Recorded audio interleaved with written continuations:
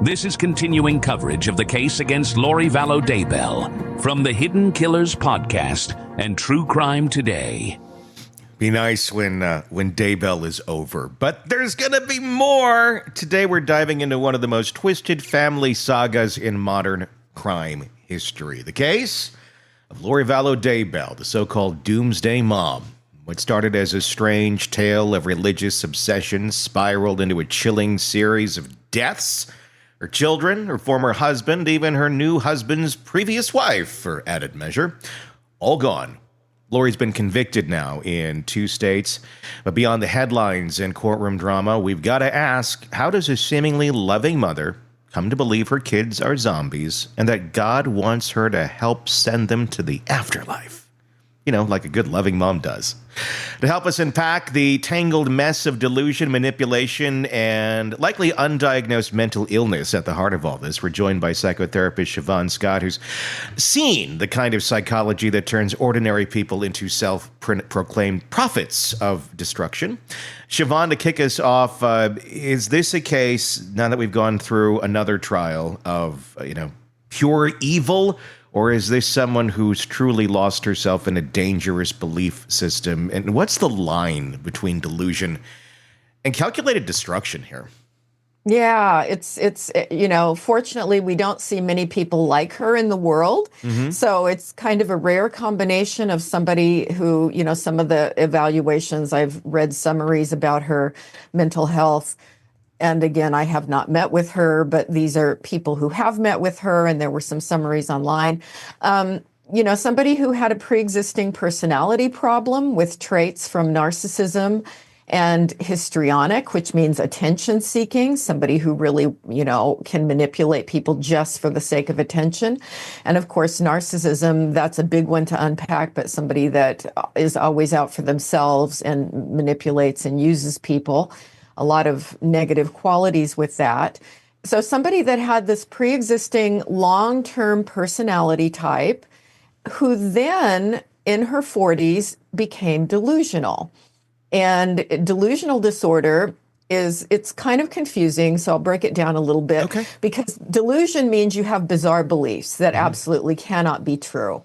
Mm-hmm. And it's different from something that's a brain disease like schizophrenia, because that's where somebody also has a lot of confusion, loose associations. They don't make a lot of sense when they talk. And, those are the people on the street talking to the telephone pole or ranting, to invisible people that they're seeing that no one else can see. But delusional disorder, the person can look very normal in most of their life. And they may function well in a career or an occupation, or they may do a fairly good job of raising their kids, except for this one area. And she became increasingly religious starting in 2017. She'd always been religious in the LDS faith, but became obsessed in these bizarre things that were out of, the canon of the church. Family members noticed that she was becoming increasingly odd. And so delusional disorder like that allows people to still function. You don't look at them and immediately know they're crazy. But this content of the delusions for her is grandiosity. She thinks she's a goddess. She's an ascended being. She talks with angels and Jesus all the time. So things that we would look at, okay, this is out of the norm even for a religious person. It's too extreme. And then, of course, when she met Chad Daybell, who also had delusional disorder, the two of them fed off each other and developed this paranoid sense that the zombies and the demons were after them. And it was a terrible combination, the two together, terrible combination. And then with her pre-existing personality problems, with this layered delusional disorder on top, it's, very dangerous.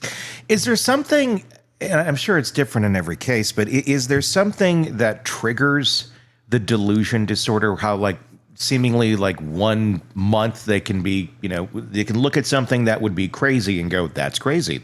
And then the next it's like, oh, totally normal. This makes total sense to them. Is there something that triggers it, pushes them over an edge where suddenly, black is white and white is black, and they seem to not be able to comprehend that just not that long ago, what looks crazy is now completely healthy and normal. Yeah, I don't think we can identify that there's something that causes it. That's a great question. We would love to know that.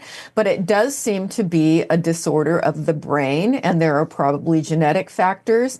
Most kinds of severe mental illness like schizophrenia develop in the late teens or early 20s, but delusional disorder seems to kick in the 40s, and we don't really understand what is it possibly about the aging brain that sets some of this off for people. Is it literally just like the pathways are firing to the wrong places, and then the human, as it comes out, it's just, okay, it feels like this is the right place, so I'm just going to go with this. And then everybody else seems to be completely off except for them. Yeah, it's an alteration in their thinking process, in their way of perceiving the world, and it's relatively uncommon, but fortunately uncommon. When they're getting pushback, like from the rest of the world, like Lori Vallow certainly has, do they recognize that? I mean, do they go, wait a second here?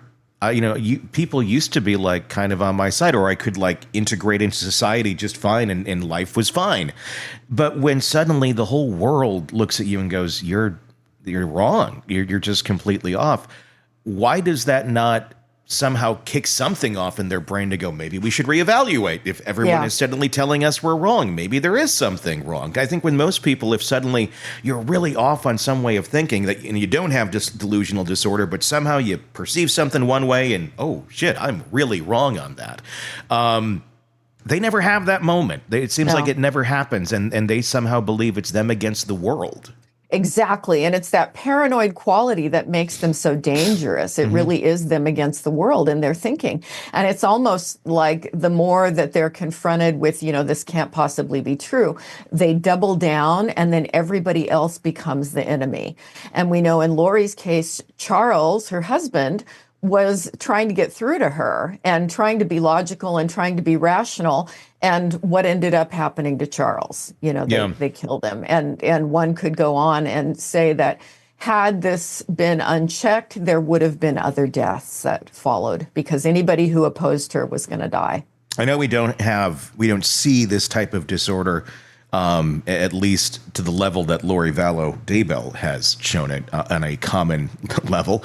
But are there a lot of people out there that are just kind of waiting in wake, where it's not even like up to them, but it's like they're just kind of a step away from getting to Lori's level? Folks who are hyper religious, and I'm not trying to knock religion here, so nobody take it that way, but some folks are just super hyper religious to the point where, and this is my own experience of seeing an individual in my world a while back, someone I was close to in a romantic relationship, who was very religious, but had, and I've seen it in other people too, this complete lack of care for life or death, where they believe they're not of this world. They will literally say that. There's things where everything is the enemy. Anything negative is the enemy. It's the devil. Right. And they're reckless. I would see it in driving patterns. I would see it in just ways of putting themselves in dangerous situations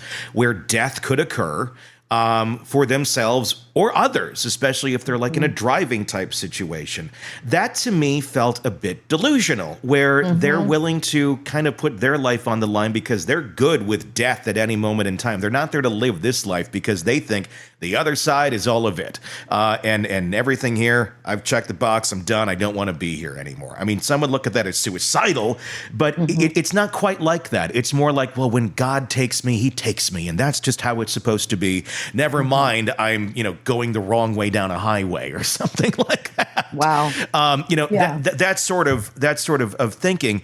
I mean, it's not complete delusion. It's not to the level of Daybell, but it's the religiosity in it that seems to allow them to go to such a length without regard for themselves or others and be completely fine and happy the way that Lori Vallow has presented herself. Are there a lot of people out there like that where like they could step over that line to Daybell territory pretty quick? We hope there's not a lot of people out there like that, but I hear you on, I think it's probably a continuum with religiosity, and a lot of people who are probably fairly well grounded in reality still believe that prayer helps in some way. Kind of difficult to prove that scientifically, but it's a, harmless belief system. They're not out seeing the devil everywhere, but you do see a continuum. And I think that's one of the difficult things is, how do we know where to draw the line between something has veered into dangerous category? We do see a lot of cases, we've had some in Oregon, where people who believe in faith healing and are very religious have allowed their children to die because they've denied them medical care, and they end up prosecuted and usually convicted. And so at what point does society step in and say, you're endangering people here? It's a very tricky gray area, and people can debate about it a lot. Sure. Want more on this case and others? Then press subscribe now and don't miss a moment of true crime coverage from Tony Bruschi and the Hidden Killers podcast.